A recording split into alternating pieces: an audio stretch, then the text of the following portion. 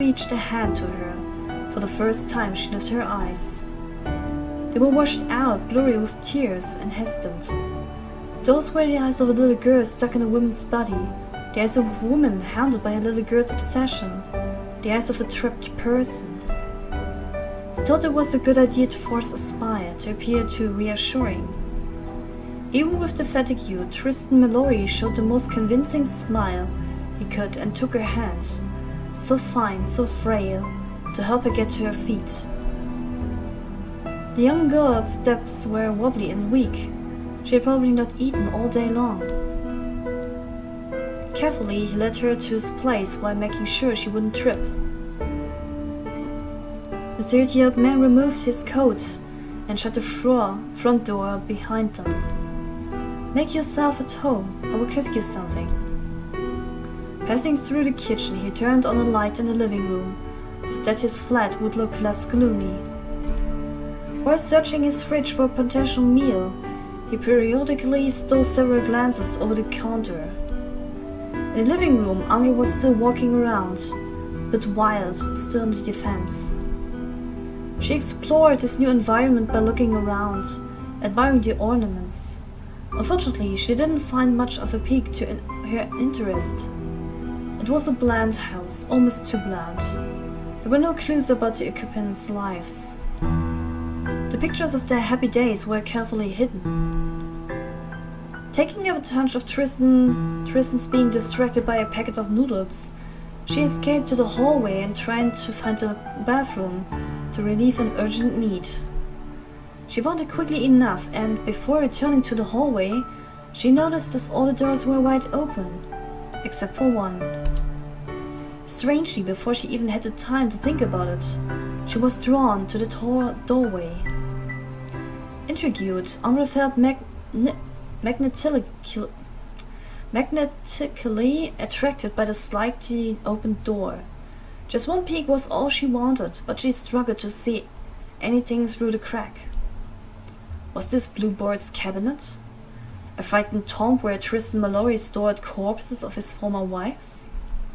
The little girl pushed the door open, entered the room and switched the light on. In the kitchen, Tristan sighed. He was cooking Ambre's favorite meal, but his eyes were suddenly itchy. Shoulders down, he noticed his wife's absence.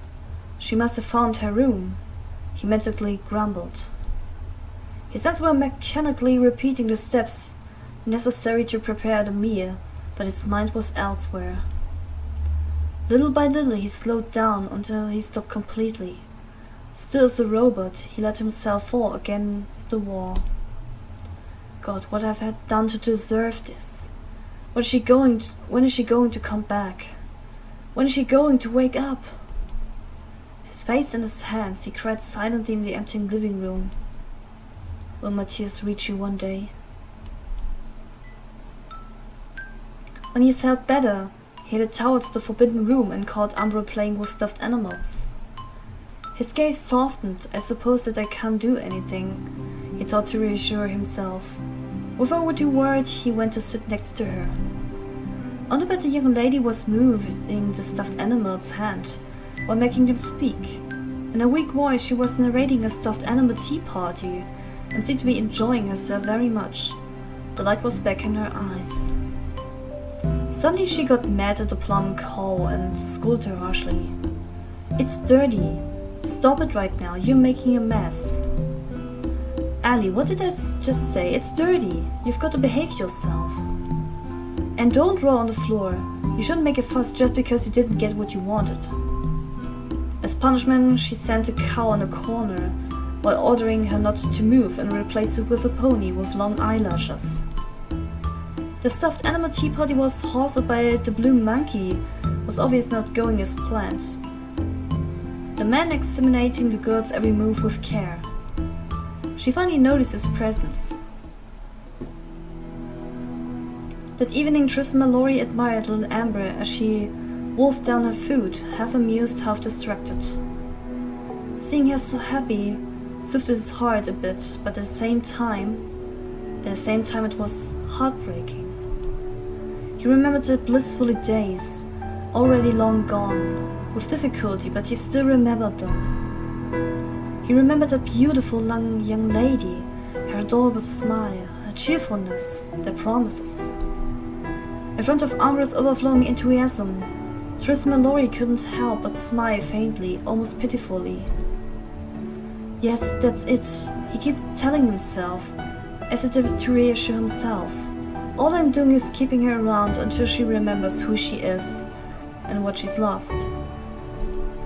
Waiting for her to remember, if she ever managed to someday. Tristan Mallory could have been an ordinary man with an ordinary life, and his daily life had been changed dramatically a few years ago to a dire event. Since that day, he was the victim of an infernal circle, an order that seemed never-ending. He had been so happy, so fulfilled, with the woman he loved, the woman he had married. Ambre was so charming. Oh, he had sworn to his life to. Ambre had gone mad. He had never realized how obsessed he was about having children until the doctor announced him that she was sterile. An issue that seems resolvable to him, but to her it was as she had been dealt with the death penalty. They could have put themselves in the hand of science, or just given up on that project altogether to make a new one. They could have been satisfied with their everyday life, but not for her. Ambre wasn't willing to let her little girl's dream go, to change a comma of the idyllic fairy tale she was promised. It was a need, it had to go that way and that only way. Then the pressure she put on herself had the upper hand. She couldn't be perfect, she couldn't conform herself with exactitude to all those absurd norms imposed to her. Something in her head, like a fragile thread, broke. She had an emotional breakdown. Right in front of her husband's bewildered eyes, she dived in one to go into a kind of insanity, a sudden that was violent, from which she didn't want to return. Refusing to face reality, she escaped in a long dream, a long nightmare, where she became untouchable. Ambre reverted to childhood, where everything was easier, where everything was still possible. She didn't recognize her husband anymore, or didn't want to recognize him. So, he had to pretend not to know her each time, tame her each time until she would have a new breakdown and everything would reset again. He had to try make her happy and help her to get better each time, even if it meant bending to her every will, even if it meant living in a world of pretend, even if it meant unrequited love on his part. During this cycle, once more intrigued, Ambre took advantage of his absence to open a drawer she had never touched before. She had found a key in her guardian's room.